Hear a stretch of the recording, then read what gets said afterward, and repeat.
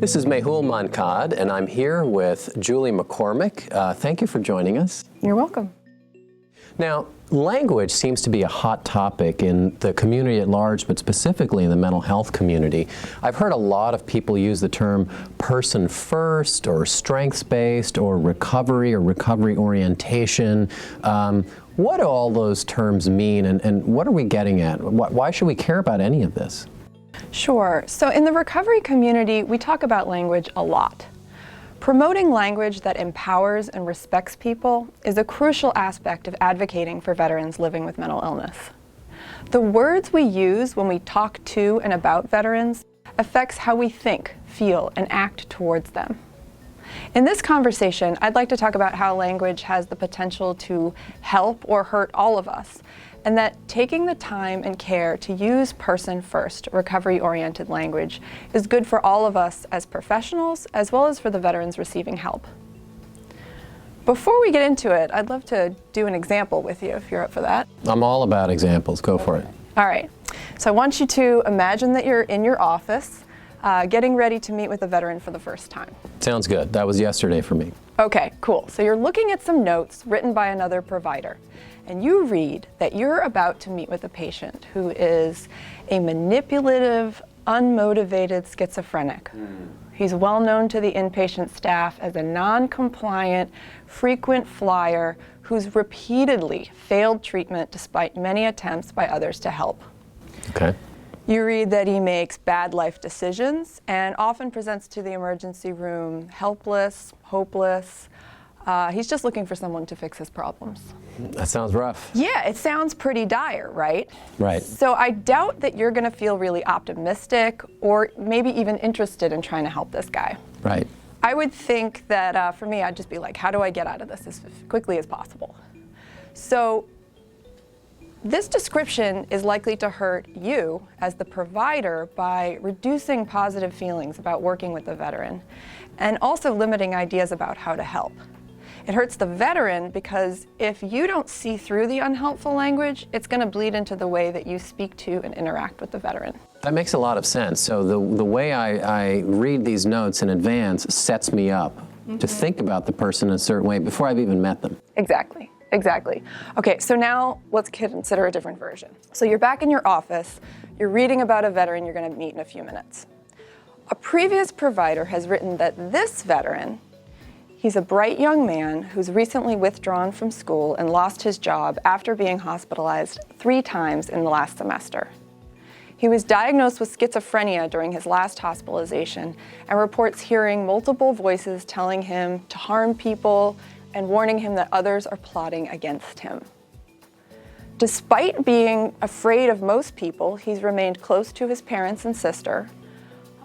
He's acknowledged that medicine helps quiet the voices, but the side effects are intense. Okay. Lots of weight gain, feeling tired, sexual side effects. It's been really intolerable. So as a result, he doesn't take his medicines consistently and instead retreats to his room to go to sleep, avoid other people. And then after each hospitalization, he seems to feel better, but yeah, and sometimes he even talks about dating, maybe going back to school. He wants to be a science teacher. Okay. But then he goes back home, goes back to avoiding other people, spends a lot of money online. He hasn't followed through with any of his plans yet, but he wants to look for a new job and re-enroll in school, and he's never stopped talking about doing that. Wait, so you're telling me that the version you said just now and the other version are the same guy? It could be.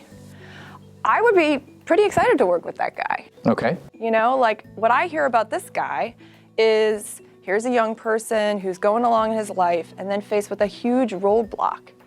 He's working, going to school, like trying to set himself up for a successful career, an independent life, and then hallucinations, paranoia, can't remember things, can't concentrate. He gets so sick that he has to go to the hospital. But despite all that, he's coming to treatment, he's trying medicines, he's in the game. Not only would I be excited to work with this guy, I would have a lot of respect for what he's been through. I'd be interested in his goals, I'd feel optimistic that he could achieve them. You can bet that this veteran then would sense my attitude towards him. If I take my positive frame of mind and into the way that I speak to him, it's going to set our relationship up on the right foot. So it really does sound like the way that people choose to write about their clients impacts the client, but also the person who's doing the writing. Yeah, it has a huge impact. So when a professional hears helpful, positive information about a patient, it explains what's going on in the person's life, and most people go into that relationship thinking, how can I be helpful? When you're hearing pessimistic jargon that just explains how someone is failing and failing and failing, most people are then going to be more likely to think, okay, how do I manage this person? It's just a really different tone. Right. Unfortunately, there are providers and lay people who use words that emphasize a person's deficits to describe who they are. And we would call this deficit-based language. A focus on the problems only. Yes, yeah. Now, I'll admit it can be quicker to use some buzzwords from the industry to capture ideas sometimes. The problem is that those quick terms rarely tell the real story and almost always lead to bad impressions and negative attitudes about the person that just needs some help. Sounds like it. Yeah. So the better approach, which you'd see in my second example, that's called strengths-based or recovery-oriented language. Okay. In this approach, we explain what is happening by describing the person's behaviors and the situation in non-judgmental, plain language. It sounds like a more balanced model. Yeah. We also want to point to the person's strengths, the goals and attempts that they're making to make their lives better. And when we do this, we're almost always conveying more information, as well as maybe why they're doing what they're doing.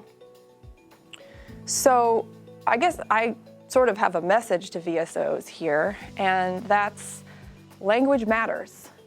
The language that you hear and that you read has the potential to really get in your head such that it can negatively affect your direct work with veterans.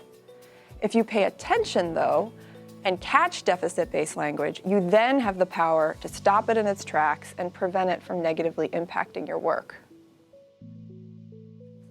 Okay, so I'm starting to get a picture of what you mean by strengths-based and recovery-based orientation. That's really great stuff. And I think that's really better than only using deficits-based language, and I think that's something that we want to avoid doing. So what is person-first language, and how does that fit into all of this? Person-first language overlaps with this idea of strengths-based or recovery language. And it's really all part of the same idea of viewing people through a positive lens that sees people for their unique strengths, abilities, and efforts to make progress. So person-first language specifically refers to talking to people as people. How about that? Yeah, it means not talking about people as their diagnosis. So we don't want to call people schizophrenics, bipolars, any more than we would want to call people cancers, heart diseases, addicts. It doesn't sound very nice, and it isn't, because when you call someone by their diagnosis, that fails to convey what symptoms is the person living with, what has he or she been through, what do they want. So when we acknowledge the individual first, we acknowledge that the illness is just part of who they are. So you'd want to be going more for things like John is a person with schizophrenia. Maria has bipolar disorder. Maggie is addicted to alcohol. So instead of saying, I'm going to see a schizophrenic named John, you would recommend that we say, I'm going to see John, who's a person with schizophrenia. And it really does sound like language makes a huge difference, and it paints a picture about that person. Yeah, exactly. It's about resisting the urge to be negative and generic when we talk about people, and instead making a point to speak non-judgmentally and to talk in plain language about what is happening with people. I mean, when you go to the doctor, you want them to see you for the complex, dynamic man that you are, right? Yes, I do, Julie. Yeah, I mean, everybody wants that. Right. So your tips for VSOs are that they begin to notice language more. That's what you want. Yeah. And you want them to apply strengths-based language and recovery-based language when they're addressing their clientele and when they're writing. Right. So I have a couple tips. Okay. Okay, so number one, keep in mind that changing the way that we speak is a big undertaking. And just beginning to increase awareness is a good first step. Start noticing the kind of language around you. How do your colleagues talk about veterans? What do you see in emails or medical records? How do you yourself speak about the veterans that you serve? Now, if this is hard to remember, you could put a Post-it note at your desk that says, what kind of language are you hearing today? Or maybe a little reminder in your calendar, like, how did the language sound in the meeting today? You're serious? Oh, yeah. Yeah. Meetings are a big deal because, meetings have the possibility of impacting the whole group's standards for the good or the bad. So you could be the leader of a change for your work group. Yeah. So number one would be like notice and reflect what's going on. Okay. Okay, so number two is this idea you've already emphasized that we don't want to talk about people using their diagnosis. Talk using person-first statements. Don't refer to people as their diagnosis, no matter what that diagnosis is. No one is a PTSD. No one is a depression. Really challenge yourself to do that small change of Julie is a person with blank. Okay. The last thing I would say is familiarize yourself with some of the most unhelpful buzzwords out there and then avoid them. So replace them with more helpful, positive descriptions of the situation. For example, non-compliant is a term I hear a lot. Yeah. Usually getting to the idea that a veteran isn't attending their appointments, Right. they're not taking medicine.